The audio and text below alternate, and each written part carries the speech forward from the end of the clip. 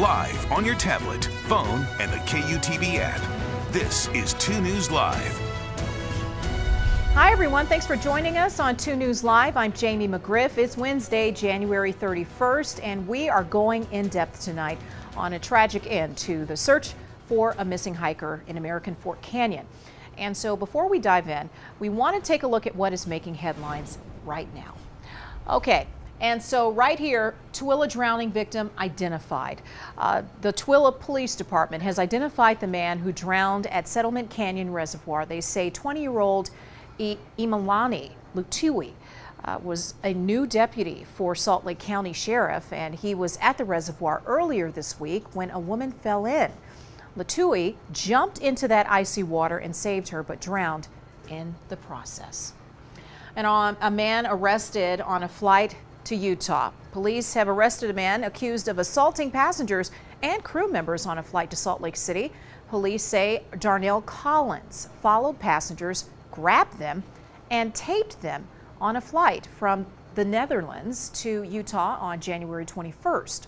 He is also accused of threatening crew members. After flight attendants moved Collins to the back of the plane, he's accused of spitting on a passenger and hitting two others. That's not the way you want to travel. Okay, so the Utah House passed a resolution to bring Major League Baseball to the state. It passed by a vote of 68-2. Representatives Tim Jimenez and Scott Chu, they both voted no. Chu said his constituents contacted him saying that their concerned taxpayer money might be used. The resolution passed the Senate last week. And oh my goodness, this is really cool. I like this one. The Utah Jazz announced a multi-year agreement with Stanley. Ta-da! I think that was such a smart move. The innovative food and drinkware company, they're going to be releasing a limited number of Utah's Jazz Stanley tumblers. I think this is fantastic. They're going to be available at the team store inside the Delta Center, and starting this Sunday, February 4th, you'll be able to get them during the Jazz game against the Milwaukee Bucks. Good luck trying to find them, because chances are they're going to be sold out at some point. All right, as we go in depth tonight, you can always get in touch with us during the show. You can use the hashtag 2NewsLive to join on the conversation. Tragic end to a search and rescue effort in American Fork Canyon. Teams discovered a body this morning believed to be 19-year-old McKenna Miner. Ariel Harrison spoke with search and rescue crews today. And Ariel, how are they handling the situation? Because this is so heartbreaking. It sure is, Jamie. I just want to stress that we haven't received a positive ID on that body just yet, but there is enough information on this case that they do have this strong belief that it is McKenna, just based off the location and information they had and the where they were able to locate this person. Now, the team members, they spend hours, they respond to these calls often. They spend hours all day yesterday and then into this morning looking for McKenna, as her family reached out to police just on Tuesday morning for help because she'd gone missing. They hadn't heard from her. So they invest a lot in this. They meet the family, they work closely with them. Obviously not an ending they hope for, but they are understanding in their line of work, and it is volunteer. These people volunteer. They have full-time jobs, many of them, and then do this on the side. But this is something that's possible and can happen, but never the outcome they want. Very tragic in that sense. They just shared with me that, this happens, and it's heartbreaking, but they have to get back up, so to speak, back on the horse and ready for the next call. That was something I talked with team members about today who, spent all day yesterday and then the bulk of this morning on this search. Just a very tragic update. They do believe that this had to do with suicide. They talk about how there were mental health issues in this specific case, and just information they've been able to gather from the family. So very, very heartbreaking circumstances, Jamie, but some final things we're learning as teams were out in these hills of American Fork Canyon searching all day yesterday and then into this morning. Ariel, thank you for that report. And of course, I know that many thoughts and prayers are going out to the family that's affected, as well as the teams who were searching for her. And we're also learning more about a 19-year-old 19-year-old McKenna Miner, friends are remembering her as an adventurer who was spontaneous and reliable. Emma Riley spoke with one of those friends to find out who McKenna was. And Emma, what did you learn today? Yeah, I spoke with one of McKenna's friends from high school. They actually met senior year and they worked together. She said that all of those things, she said McKenna was adventurous. She said she lived life to the fullest. She said she was really smart, and she really emphasized how reliable she was. She said she had a club here at BYU. One who showed up was McKenna, and she said that always stuck out to her, and anytime she needed McKenna, she was always there for her.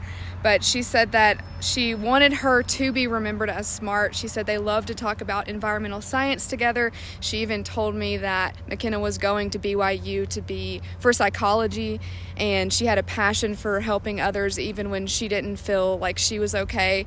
And she also wanted people to check on their friends if they feel like they may be going through something. But she says that she will be missed. They have a great friend group at BYU, and she said it'll be really hard to be without her.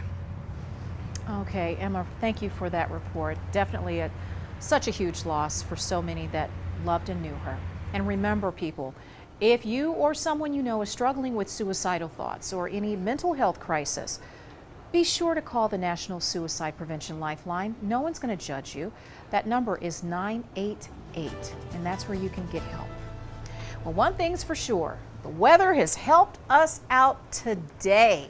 Look at this. It feels good. What day is it? this? Isn't this January? Is this the last day of January? You know, I looked into day it. before the last day. A normal high of 62 is something that we would see actually in the middle of April. Oh, wow. So that's a little bit warm than what we should be seeing here at the end of January. Our normal is 40, the record is 63, and we didn't quite get there. We've started to cool off now that the sun's gone down, but yeah, big 6-2 today. Lots of people getting up into the 50s and 60s, if not even the 70s down in Mesquite, Nevada. They reported 73 as their daytime high, and believe it or not, spring isn't that far away. So it's not quite spring yet, but there's only 30 days until March 1st, which is the first day of meteorological spring.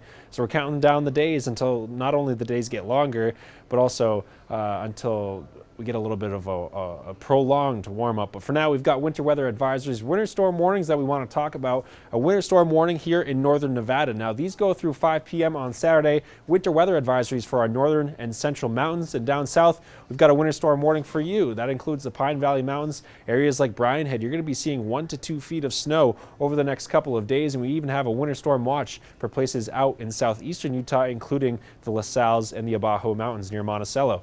Now, we've got a big atmospheric river that's pushing north, so we're not going to get a whole lot of it. The Sierra is going to block a lot of it, but we are going to get a couple pieces of the remnant moisture here moving through the state over the next couple of days, so it's going to increase our chances for wet weather. The clouds increase tonight through the day tomorrow. Now, we might see a couple scattered showers near St. George right around 10 a.m., but the bulk of the storm doesn't get here until Friday afternoon. If not, Saturday morning is really when we're going to see the core of that storm push through. So our snow levels are going to remain pretty high until that core gets here, but we might see a little bit of snow mixing in, especially below 6,000 feet on Friday very early in the morning. So we could see potentially a little bit of road snow here between Beaver and Cedar City, but for the most part, we're dealing with the valley rain and mountain snow event across the entire state. There's that colder air that comes in Friday night into Saturday morning, and that might just be enough to mix our snow levels all the way down to the valley floors here across the Wasatch Front. And of course, we'll be keeping track of this one because it's really important what the temperatures are doing up in Cache County. They've been outrageously cold compared to what we've been seeing here across the Wasatch Front, with highs only right around freezing. So here's what the lowest snow levels are showing for the rest of this week. Right now, they're pretty high, right around 8,000 feet. We're seeing thawing conditions underneath that. And then they start to drop Thursday into Friday. 5,000 feet is the lowest snow level that we'll get on Friday. And then there's 4,500 feet Saturday morning. And here along the valley floors of the Wasatch Front, we sit right around 4,500 feet. So that's just close enough that we might see a couple snowflakes mixing in. We're not expecting a whole lot of accumulation, but what we are expecting is precipitation falling mostly as rain. The bulk of Thursday's event is going to be down in southwestern Utah. We could pick up a quick 1/4 of an inch, and then through the day on Friday, those rain totals start to jump up in a big way. We could be dealing with a 1/4 to 3/4 of an inch, potentially higher amounts down there in southwestern Utah, where we're looking closer to an inch recently. In St. George, not only rain tomorrow and Friday, but we've got it again Monday, Tuesday, and Wednesday as another storm rolls in. Those high temperatures dropping into the 40s from where they are now in the 60s. And in Salt Lake City, we're dealing with rain starting late tomorrow through the day on Friday, mix of rain and snow on Saturday. Those temperatures get a little bit cooler, so a little bit closer to normal. Our normal high is 40 degrees. We'll be back towards that on Sunday with partly cloudy skies. And here's what we can expect for February. So we've got a whole nother month ahead of us, and starting tomorrow, our sunrise is at 7:37, but by the end of the month, 7:02, we gain an hour and 10 minutes of daylight, Jamie, and we're going to start to see those 6 o'clock sunsets pretty soon. I'm not ready to go back to normal. I like these 60s. Thanks so much, Trent. All right, so remember, you can download our 2 News weather app to know about changes to your neighborhood. You can get those updated forecasts and live radar right on your phone. The app is free to download. All right, Star Wars and Lego, they are celebrating the 25th anniversary of their partnership. Look at that. All right, the Lego Group unveiled several new Star Wars anniversary products this week. They include Lego sets for R2-D2 and the Millennium Falcon, and they are available for pre-order, and they come out in March. First launched in October of 1999, the collaboration started with toys and expanded to video games, books, special series, and all kinds of stuff, including movies. I tell you, it takes a lot of work and a lot of dedication to put those pieces together. Jamie's a big Lego builder over here. I'm not a Lego builder, but I have stepped on a few, and let me tell you, there were some pretty choice words that came out after that. That'll do it. But for those of you who are Lego builders, salute to you. That's always something fun to do. And we appreciate you also watching 2 News Live. We're going to be here 5:30 Monday through Friday, and we hope that you will join us again for more in-depth conversations on the topics that impact you and your family. Have a great Wednesday. We'll see you tomorrow.